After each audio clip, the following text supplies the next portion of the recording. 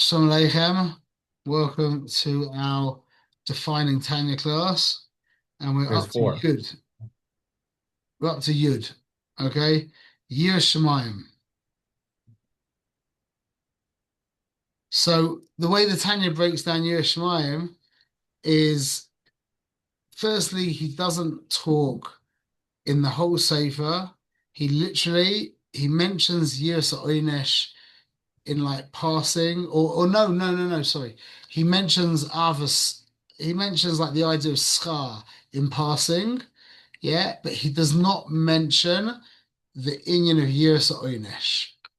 He spends pages and pages developing the concept of Yiras Shamayim and does not mention Yiras Oynesh. Yeah, to the Tanya, I mean, he doesn't say anything about it, but you would assume that the Balatanya holds that Yiras Oynesh is not Yiras Hashem, it's not Yiras Shamayim. And you could argue, now I just learned the chinuch on safe on mitzvahs Yiras Shamayim, and he holds that it's mamash Yiras Oynesh. And that is very important, and then that will bring you to eventually a Yiras Aromimus that he speaks about, but he doesn't break it, he doesn't by the in the way that I read the Sefer Chinuch, it seemed to me that he made it very kind of simple. That there's Yiras Oynesh, and then there's like Yiras Aromimus, yeah, genuine Yiras Hashem. The Tanya paints a much more sophisticated model. It's really But can I say something, Shmuel? I don't sure, usually say anything. please. Isn't it because historically, like it was such a shift with Hasidus to move away from that whole approach of focus on Yiras Onish and the whole more Yiras Shemaim Derech only, where they weren't so much focused on Avos Hashem and the actual relationship, the kesher with Hashem. It was more of like maybe because of they wanted to keep it pasha, or maybe from the Chachamim that was the focus from based on the kind of svarim like Rashis Chachma, more Yeridik svarim they would learn. Wasn't it a historical switch? Yeah, I mean, it seems that way. Um, I mean, also just the medieval period was a very, you know, that was a whacked out period, you know. So I don't know, we're not allowed to say things like that, but because we have to look at we we we're not allowed to we're not allowed to assume that we've moved onward from the from from previous Rabbonim.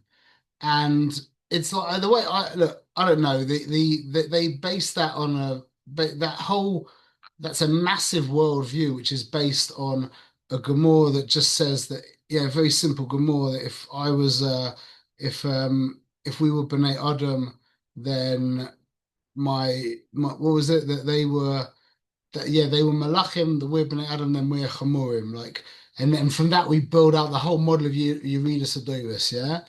um, and I mean, that's the normative way we understand Yiddishkeit, but maybe it's different. Maybe that, not that we're better than anyone. That's just silly to talk about who's better, who's worse. But just like again, I don't know, but in secular wisdom, we're standing on the shoulders of the giants from before us, yeah? So to say that a scientist today is greater than Isaac Newton would be ridiculous. But where is he holding now with a more sophisticated model of understanding? So I don't know if we can say that in regards to us next to the Rishonim. I don't know. We can't say that next to the Tanoim. That the Tanoim and the Amoraim were different, especially the Tanoim. They were Eloki. They were Elokai. They were so godly. That's a completely different. That's a different thing. But I don't know. But so El, Eliezer's question about, or just his ha'ora, is pasha. You see it that by the Rishonim, including, the Ramban, and the Chinuch. I mean, the Chinuch is very stuck in it, but the Ramban, you get the idea that he's very, he's like, much more kind of easygoing and sophisticated, but he's also there's a lot of US Oynish going on there. But in response to what Eliezer said as well, is you have a lot of the tzaddikim from recently also talking about US Oynish. So I don't know. I mean, I do know one thing though, that in outdoor, no one cares. Literally no one cares, except for, a very few Yechidim who are still, of the mindset of 300 years ago. But anybody who's in outdoor and whose mind has become a little bit 2025, yeah, they've got no relationship to Yus or Oynish. That it doesn't, from the people that I've spoken to, it literally makes no difference. Um, but now you can argue, so the way the Chinuch says, and the most pasha way of understanding is that Yus or Oynish maybe, is that Yirsa Oynesh will lead to Yirsa Romimus. And you could obviously argue that, but you could also argue the opposite, because Yirsa Oynesh is really a year of me getting hurt. So there's no guarantee that you're actually going to move out of that into a real year of Shemayim. Because if you're just, myopically thinking about your own Dalad Amos, yeah, exactly. If you're just myopically thinking about your own Dalad Amos, then why are you gonna, why is that gonna lead to to uh to real Yerushalayim, where Hashem becomes a Metzias? If you focus on yourself being scared of getting punished, then you it's arguable you could arguably explain that you would become more and more self-involved. So again, I don't know. All I do know is that the Balatani does not talk about Yus Oynesh. He mentions in chapter 8, he goes through, is it 7?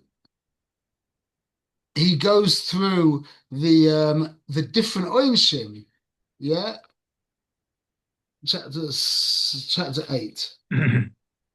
Yeah, chapter Mhm. 8, he does go through the different Oinshim and explains, there's Kafakela, there's Gehenim Shel Sheleg, there's all different kinds of Chibata Keva, there's a lot of painful stuff, but he doesn't talk about it as he's just, this is how it is. And the way we have to understand it, I mean, the way I understand Yusuf Oynesh on the most Pasha level is Hashem is not this sadistic, you know, this sadistic being who wants to hurt us. It's just simple. If you smoke cigarettes, then the oynesh, there's a good chance that there's going to be an oynesh of machla. Yeah. If a person eats bad food, there's a good chance that his oynesh is going to be heart disease. If a person's horrible to people, there's a good chance that his oynesh will be, being ostracized and hated by everyone. That's Yiras oynesh. That's so the way that where was it? I saw it. Was it I can't remember. I think was it Has told me? I can't remember. So I asked someone. I sort of in a solid place. What's the whole Indian? If you go through Rashis Chochmah through Shah Yira, he goes through these crazy punishments, these crazy things that are gonna happen to people in the next world through the Averas. And one of the things that stuck out was I think the sixth level, the lowest level of the sixth. I can't remember. It links up with like Arias or something. The final level there's Avodah Zarah or Zero of I can't remember. It's like he gives you the different areas and the different punishments that you go through. The sixth level was getting boiled in excrement, Oh, and the oh, seventh level was getting boiled in semen, in Zera. Now that you have to ask the question there, like wow. is the seventh level worse than the sixth level? I mean, I wouldn't like to have to go through either of them, but if you were to ask me to order which one's the final one, I'd say the sixth level is. Yeah. The point is, what they're trying, what the Zohar was trying to do was he was by showing you the punishment, you learn what you actually did wrong. if you understand what excrement is, and you understand what heat is, and you understand what immersion is, and you understand what pain is, and you put all of those things together, yeah, now you start really getting to understand what that Avera is on a very deep level. So it's not just, how some of the rabbis in this generation throw it around as like it's like a kind of Catholic, craziness. That's not what it's about. Am Yisrael is much more sophisticated than that kind of thing. I heard a story of a pastor in the southern states. I can't remember. And he created, they call it the House of Horrors or the House of Purgatory. I can't remember, House of Hell or something. Yeah, he had a lot of money and he basically bought a house and he turned it into like a ghost. What do you call it? Like a ghost train? Is that what they call these things? Or haunted. Haunted house, ghost train kind of thing. Yeah, and it was terrifying. And you put 8, 9-year-old kids go through it, and it changes them. It traumatizes them, and now they've become righteous. Wow. So that's just clearly not Jewish, yeah. Not that we shouldn't know that there are punishments. Of course, there's punishments, but like there's a punishment for smoking. There's a punishment for not being nice to your wife. That's one of the most severe punishments that I know of. Yeah, when you're not nice to your wife, you get punished extremely, and even it could be very, it's not the fee, the avera. Like you could do something very subtle and have a real, get a real big dose of Gehenna from that one, it's not, and vice versa. Sometimes you do something really bad and she hardly notices and you get away with it. But Gehenna is the idea of punishment is you see the natural world. The natural world runs by schar and oynesh. Yeah. Invest your money. There's a good chance you're going to get rewarded. Yeah. Fritter your money away. There's a good chance you're going to get punished.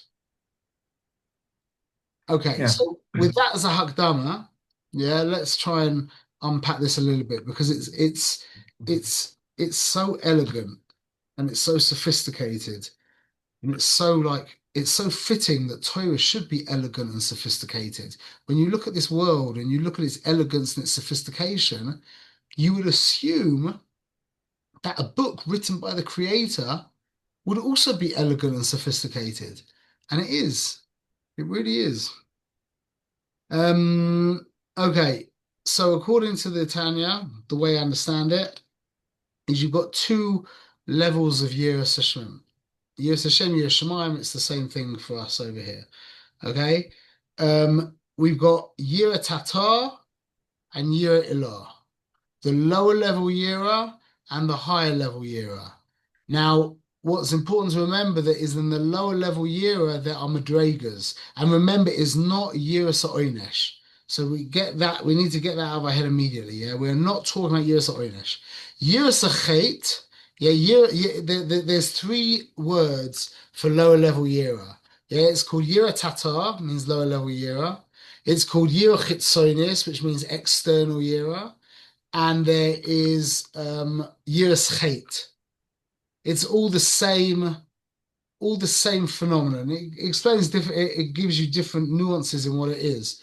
Okay, the lowest level of Yira Tatar is a very rudimentary recognition that you are being watched. That's it. By who? By God, but I have no concept of that, really. And so it just means that I'm being watched. There's a video camera on me, and I feel it a little bit. That is the lowest level of Yiras Chet, or again, Yira Tatar. We'll call it Yira Tatar, Yira Elah. Yeah, so Yira Tatar, the lowest level of Yira Tatar is that you are conscious of the fact that you are being observed. And that makes a lot of sense. There's a joke, there's a funny joke. Wait, who is that? Who's that? Which goldsmith is that? Menachem Dov Goldschmidt. Menachem Dov, you want to hear a funny joke? I want to tell you a joke. Listen. I want to tell you a joke, but this is really on topic, yeah? Laser, listen, you'll like this joke. You probably heard it. Okay. a bunch of Chabadskas went on a Shabbaton, yeah, to some hotel. And after Shabbos, they're leaving Motzi Shabbos, and the Bala Malon turns round to I'm trying to tell it to you. the guy like running the group, yeah, and he says to the what's it called? The guy who runs I the missed the part. whatever. He says to him, I just have to tell you, I've had a lot of like Haredim and a lot of Hasidishas come to my hotel. Never ever have I had such a well-behaved group of from Jews, ever. Unbelievable. I was absolutely amazed by how well-behaved they were. And so the guy in charge turns around and he says, you know why that is? And the guy says, no. He says, well, because they know that Hashem is watching them very, very deeply. And if they step out of line, he's going to tell the Rebbe. That's the joke. So this is the question, yeah? Is that if you're aware, if you're aware that you're being watched, so Menachem don't love You're trying to figure out how was the joke. What is a joke? We're at his graduation right now. Okay. Now committed I am Shmuel at the graduation. I might squeeze in the shit. Square. But this is the question. This is my question. Eliezer, see if you can answer this question, yeah? If you know that if you believe that you're going to get punished, then you must believe that Hashem's watching you. Now, if Hashem's watching you, why do you need that fear of punishment? Isn't that enough? That the fact that you're being watched? It's like when you tell your little kid, you're sitting there using the computer and you say to him, don't touch the computer. Colesman, you're right there in front of him, he won't touch it. The minute you go to the bathroom, yeah, there's a good chance he'll touch it. Why do you need to go that step further? So I think that's a lot of the understanding of the Rebbe here, is that he's saying that is Yirat Tatar, is a basic recognition of the fact that you're being watched. And that was Rabbi Yochanan ben Zakkai's brocha to his Talmidim, that he said, the year of, you should have Yiras Shemayim like you should have Yiras Basar V'Dam. Meaning, just like you wouldn't do an Aveira when people are watching you, you should be cognizant of the fact that Hashem's watching you. Now, how are you cognizant of the fact that he's watching you? Well, how do I know that you're watching me? Because your body is in front of me and your eyes are open. So my recognition of your consciousness is from your body. I mean, if your body wasn't there, yeah, then I wouldn't have any inhibition. But because your body is there, I'm not inhibited by your body. Why? Because if you fall asleep, I'm not inhibited. If there's a dead body lying in front of someone, they're not inhibited. They're inhibited by the consciousness of the body. And they recognize the consciousness of the body through the body. They recognize the consciousness of the mensch derech the goof. That's why this year is called Yiras Chitzonius, because it's a recognition of him derech his goof. Kaviochel, what's his goof, so to speak, is the world.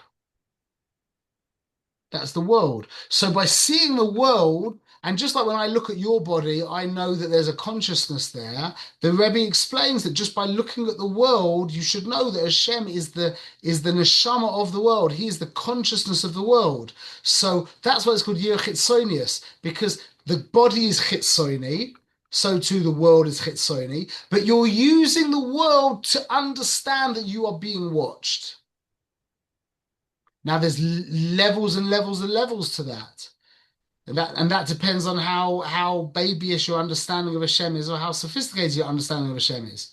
If you just think Hashem is, a big, an old man with a big beard, yeah, or not much different to that. It's thinking of some kind of infinite spirit that's hovering around the world. Yeah, it's basically the same thing.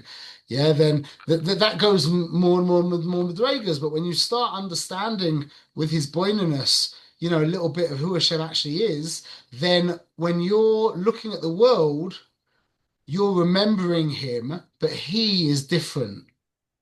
Meaning, when my kids think about Hashem, hopefully there's going to be a big difference between how they relate to Hashem and how I relate to Hashem. So we're all going through the world, but it's like, what a good example is like Elon Musk, yeah? Or even you could say Donald Trump. Donald Trump's a bit more well known, but if Donald Trump walked into my house, yeah, and my 4-year-old Simcha was there, well, Donald Trump just looks like a, secular guy with blonde hair. Like, what's the difference between him and Papa Phil? Just another guy. Why? Because he's got no musag of who Donald Trump is. Yeah, whereas I do. So now I will orange it. So I will be genuinely impressed by Donald Trump, and my 4-year-old won't think much at all. Yeah. Yeah. You might think maybe Mr. Trump will tell Abba that he's doing something naughty. So that's the madregas in Yirat Yirat is dependent on your hasagas of the Rebbeinu Shlolem. Who is the Rebbeinu Shlolem to you? Is he just like just another guy? Is he like a great king? Is he like this infinite spirit? Is he the material that the world is made of and the primordial rutson of everything? Whatever your understanding of what God is, you get to it through the world. That's why it's called Yirach Hitzonius. And that's not Yirah Elah. That's not embarrassing. That Yirah Elah is also called Yiras Boishus. Yeah. Fear of not fear Shame. of shame, meaning you're fearful of being shamed, but it's a fear that's a shame.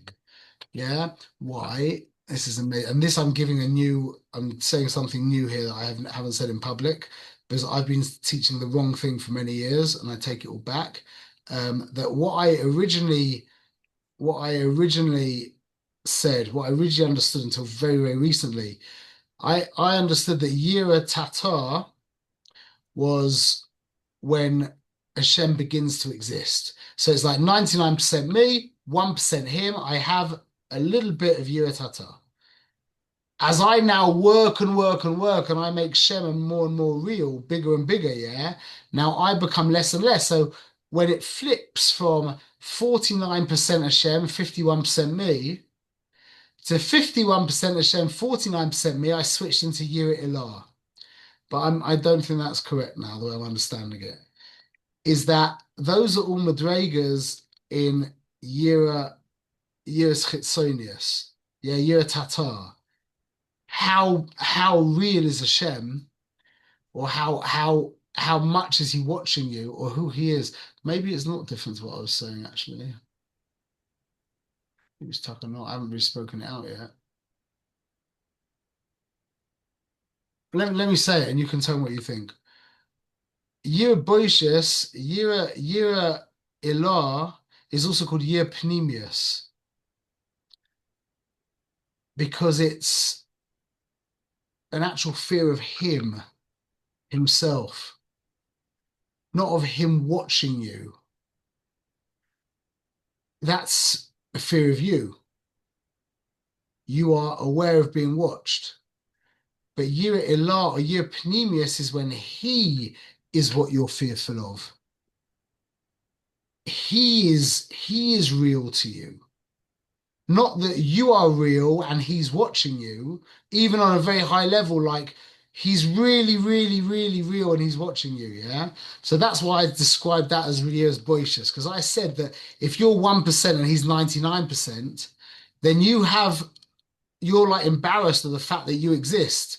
Like, what am I doing? I used to describe it as like a guy wearing all white with a red spaghetti stain on his top. Like, and I said, you know, how do you think the spaghetti stain feels? It's like when I go to Chicago, yeah. Um, when I, you know, in one of these big shuls in Chicago, everyone, you know, it's a Litvischer shul or, you know, Yeshiva shul, is a 300 men and there's one Strimal. That's me. Yeah, that's like that's what I thought was years boicious. Like you're just sticking out. Like Hashem is 99% of reality, and I exist, so I'm like a scratch in that infinity. Yeah, I wear a cap as well. I'm a scratch in that infinity. That's embarrassing, but I don't think that's what it is. I'm understanding now that year Ilah is it's a shame of the person, meaning like my oldest boys, yeah, I've got a 20-year-old and a 19-year-old, yeah. They could beat the hell out of me. I couldn't beat them up. They could beat me up easily, yeah. But they have a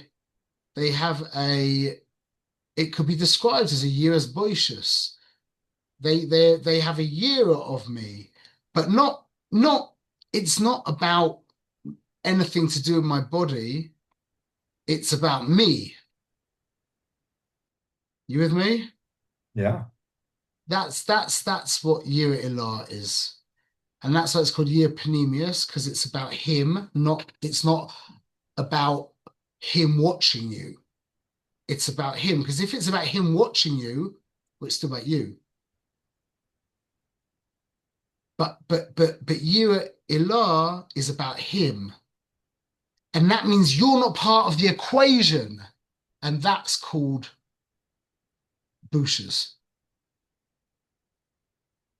You feel uncomfortable, not because you're being watched, but you feel uncomfortable because I don't know if you can feel that. I don't think you can finish that statement because if you were to give a reason, then you've fallen back into Yira Hitsonius. You feel it's embarrassing is not the right word. It's bushes. That's Yira Ilah, where there's a recognition of him, the Void of Atzmai, not a recognition of his consciousness watching you. Right. Right. Ben, what are you going to ask? No, I was just going to ask. I mean, we were talking about Yiras, Yiras Hashem, Yiras Shamayim, and then how different that is from Yiras Onesh.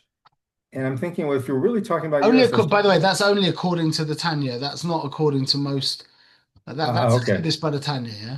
Yeah, you're saying it's not the same because I'm thinking to myself, are they not one really? It's kind of are they not incorporated within? Is not fear of Onesh incorporated in Yiras Shamayim? Is not incorporated in Yiras Hashem? Is that's part of the package? It's like you go to the hotel and you got a package deal, and these things are included, and that one's included. Yeah, but this is the question, and again, like normative Yiddishkeit, I think would say yes, it is that Yiras Oynish is the lowest level. Then you get to Yiras Chait, and then you get up to Yiras We're watching. Yeah.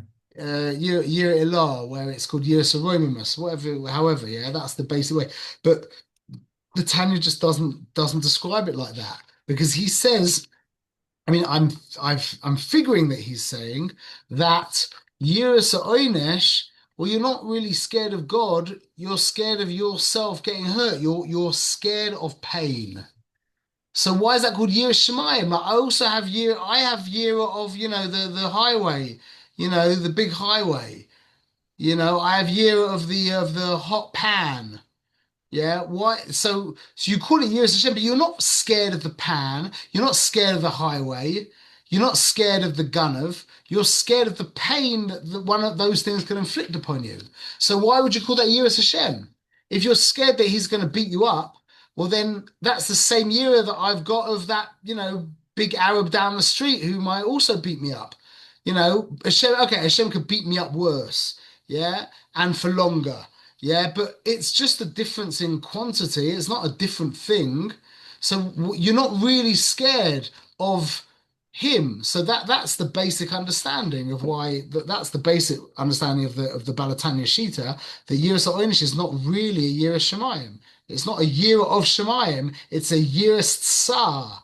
It's a fear of pain So again, like I said, like the chinuch is he says that it's definitely a miler. Years Aromas is a miler, actually being cognizant of him, Yisborach. But he says that Yiras Oynish is a very important Madrega, and I understand that as well. Just to me, in my mind, it makes sense that Yiras Oynish isn't actually. I feel the way I see it. I don't feel that Yiras Oynish is a step in the right direction. Again, that's very contentious to say that, but that's just how I see it. Because you're just more scared of yourself. You're just more scared of things. It's just a deeper it's just more fascination with yourself. So that will lead, in my mind, that will lead to actually more Averas. Because if you don't do an Avera because you think you're going to get hurt, well, you're very, very important. So now, in a moment of weakness, yeah, you've become more and more important. And well, then if you want to do this, then you can do this. Doesn't matter. So again, that for me to say that, I know that a lot of people are screaming at such a thing to be said. But that's okay. We'll finish off. We got through the year as Baruch Hashem, so we'll finish off. We'll just quickly recap. Yeah. So according to the Tanya, Yiras Oynesh is not considered a Yiras Hashem, Yiras Shemayim. Those terms, those Yiras Hashem, Yiras Shemayim are interchangeable. Okay. Um. Okay. So Yiras Oynesh isn't. The lowest level of Yira is called Yira Chitzonius. Yeah, or Yira Tatar, which is a recognition that you are being watched by God. Now, that has madrigas. The lowest level is, well, God to me is not particularly impressive. Yeah, that's by a lot of people. It could be that way. It takes a lot of thinking to make God impressive. Yeah, really, like genuinely impressive. Yeah. So you're either way through year Tatar, you are recognizing that you are being watched by God through the world.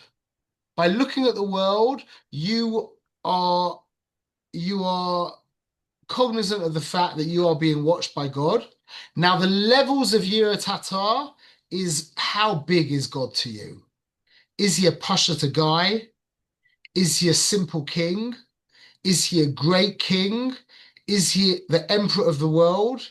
Is he an infinite spirit that can do anything and be everywhere at all times? Is he more than that? Is he not of creation bichlal? Wherever your mind goes, yeah. So that's the madregas in Yira Tatar. But it's always Yira Chitzonius because you're recognizing that you're being watched through the world. Now, who are you being watched by? That's the madregas. Yira Ilah is a completely different thing. It's not different in quantity, it's different in quality. It's a quantum difference. Yira Ilah, which is called Yira Panemius, is a year of him himself, not of him watching you. There's no you in Yira Ilah. There is him, and that's embarrassing. That's not the right word for it, but that's busha, that's bushas. You have bushas when you're standing in the presence of a great man. You don't know where to put yourself. Not that he can beat you up, not that he's even looking at you. It's not about you, it's about him. That's Yira Ilah. And that can only come derech Torah. See, Yira Tatar brings you to avoidus Hashem. Avoidus Hashem brings you to Yira Ilah. That's why it says ein chochma, ein yira, ein chochma. There's a yira that leads to chochma. There's a yira that precedes chochma, and there's a yira that comes from chochma. That's yira tatar and yira ilah. So yira tatar is extremely important because that will bring you to avoidus Hashem. But it's the avoidus Hashem that will bring you to Yira Ilah, where he becomes real to you. And it's not about you being watched by him. It's just about him. Hope that makes some sense. We should be zocheh to a real, genuine, geschmacka Yira Ilah. What is that? Graduation ceremony. Enjoy. Okay. Mazel tov. And just Amen. remember that there's like nothing more motivating and inspiring than Yira. It's not it doesn't drag you down, it doesn't depress you. It's the real Yira is extremely uplifting. Okay, Yeah, and so yeah, and